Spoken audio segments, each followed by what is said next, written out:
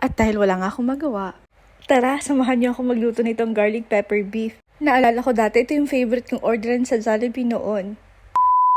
Alam niyo bang napakadali lang nitong gawin? At wala din naman tayong choice kundi gumawa na lang nito sa bahay dahil wala na nga nito sa menu ng Jollibee. Ito nga yung ulam na kahit araw-arawin ko man, hindi ako magsasawa. Pero bulsa ko naman yung aaray kung araw-arawin ko itong bibilhin dahil sobrang mahal na nga ng kilo nitong baka ngayon. Mabalik na tayo dito sa niluluto ko. Una ay naglagay ako ng butter at saka nagtosta lang ako ng bawang sa kawali. Hahanguin natin siya at isi-set aside and then dun sa same pan ay ilalagay na natin yung beef. At sobrang nagmamadali na nga ako dahil magtatanghalian na kahit frozen pa yung iba, nilagay ko na din siya. Anyway, maluluto lang din naman yan.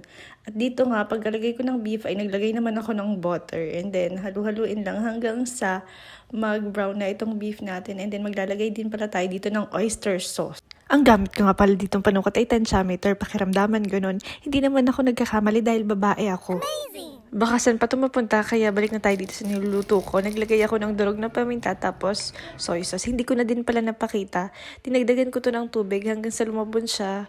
And then pag natuyo na siya, for sure luto na yan, ibabalik natin yung tostadong bawang.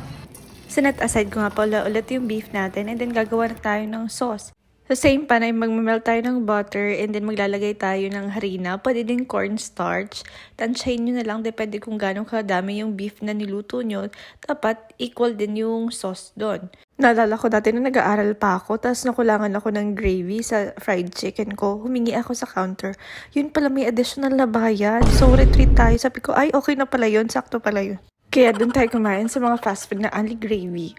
After nating tunawin yung harina sa tubig, ay naglagay ako ng paminta and then beef cube at additional water pa. So, habulin nyo lang yung consistency na gusto nyo.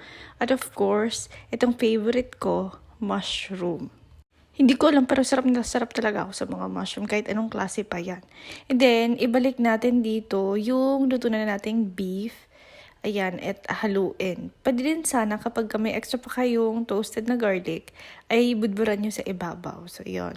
Hindi sa pang-etchos ha. Baka sabihin nyo, dahil ako lang nagluto nito, kaya sarap na sarap ako. Pero sabi nyo talaga na pamangkin ko, napakasarap nga nitong gawa akong garlic pepper beef. At pwede nang pantapat sa Jollibee, uy. Kaya kung nawawalan kayo ng idea kung anong ipapasok nyo sa 1K, 1 week meal plan, ito na yon.